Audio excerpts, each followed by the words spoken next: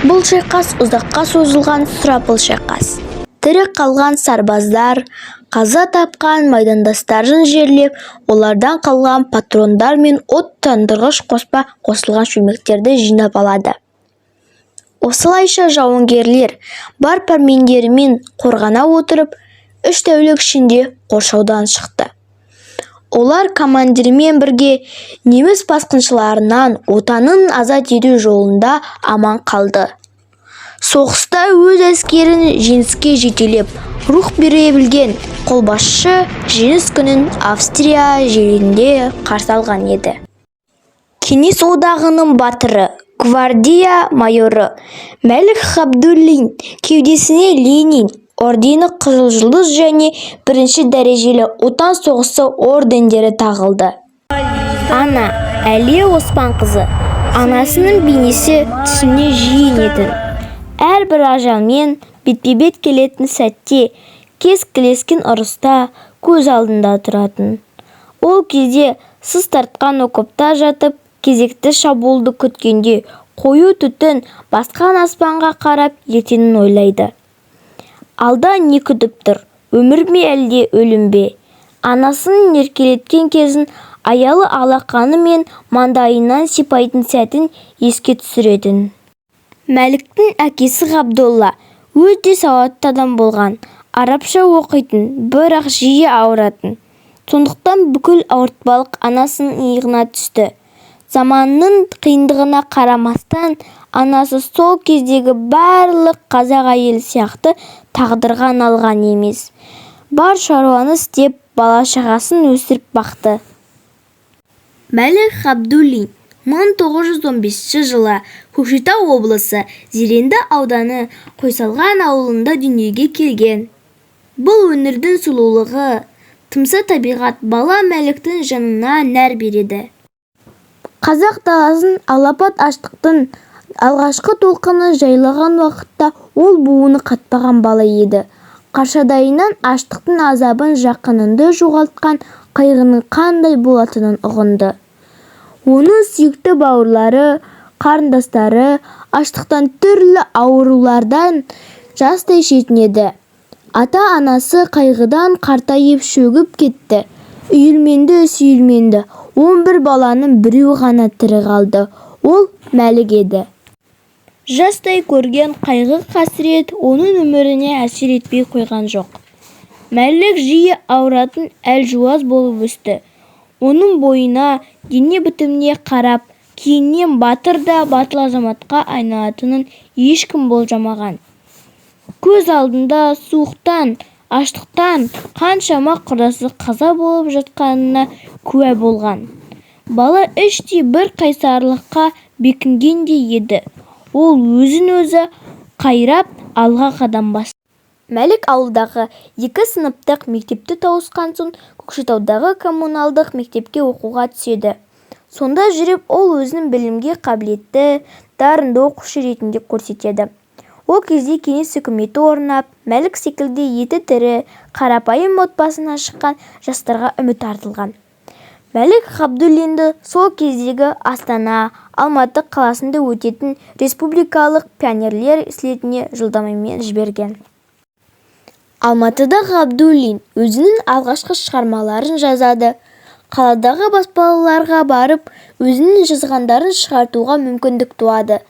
Сәкен Сейфуллин, Бейімбет Майлин, Ілияс Жансүгіров қазақ әдебиетінің 3 бәйтерегі.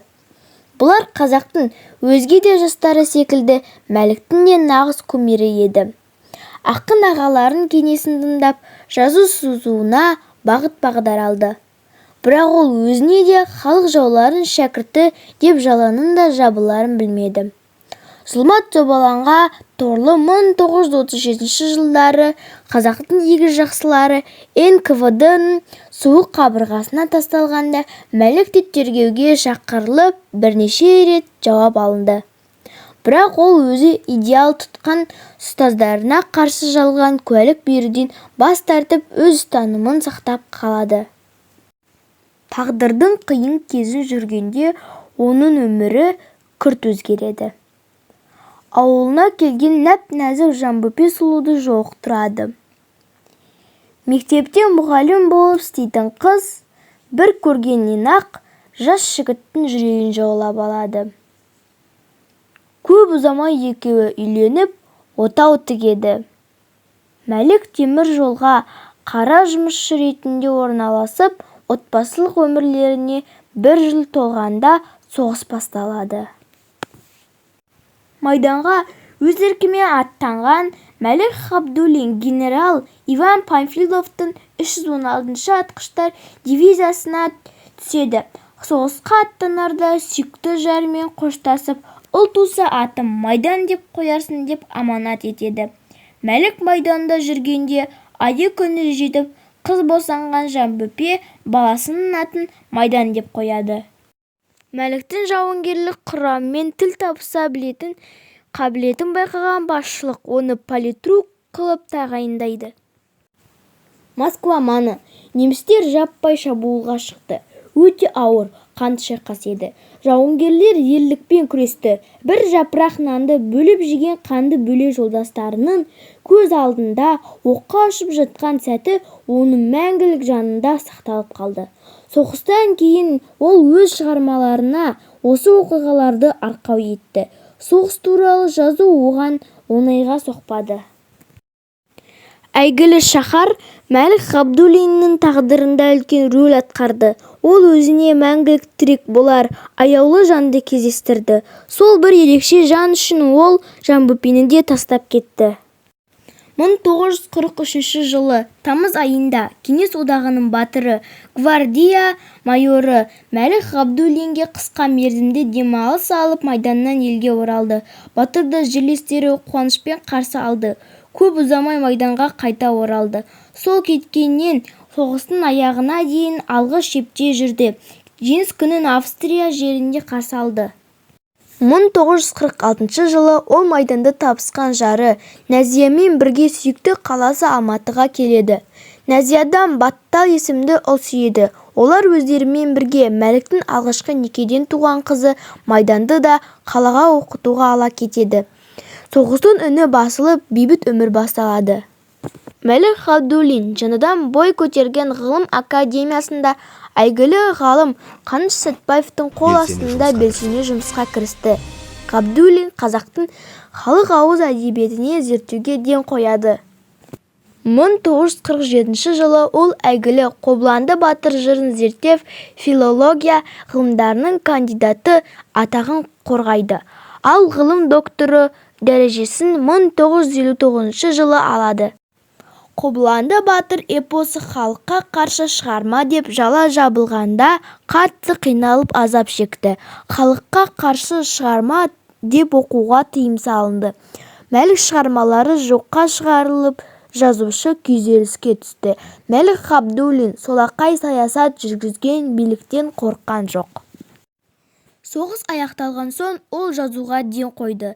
Менің майдандас достарым, Майдан очерктері, Алтын жұлдыз сияқты шығармалар жарық көрді.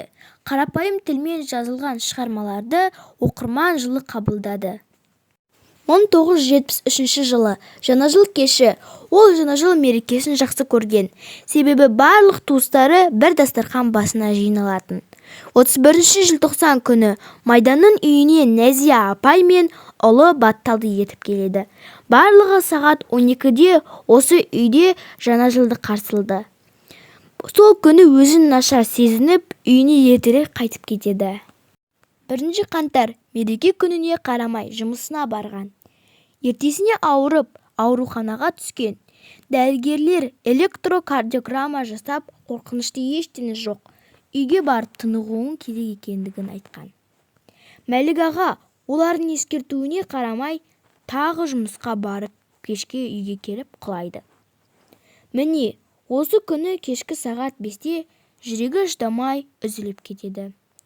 Отағасының кенеттен өмірден озуы шаңыраққа көп күйзеліс.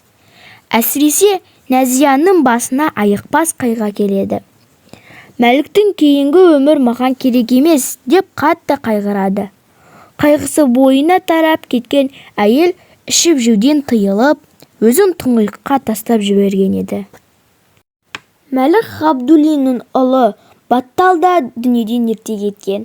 Осылайша атақты текті жалғастыратын ұрпақ қалмады. Бірақ батыр атамыздың даңқын Майдан апамыздан тараған ұл-қыздары жалғады. Халықтың сүйікті ұлының тұлғасы қазақ тарихында қашанда мәңгілік асқақтай бермек.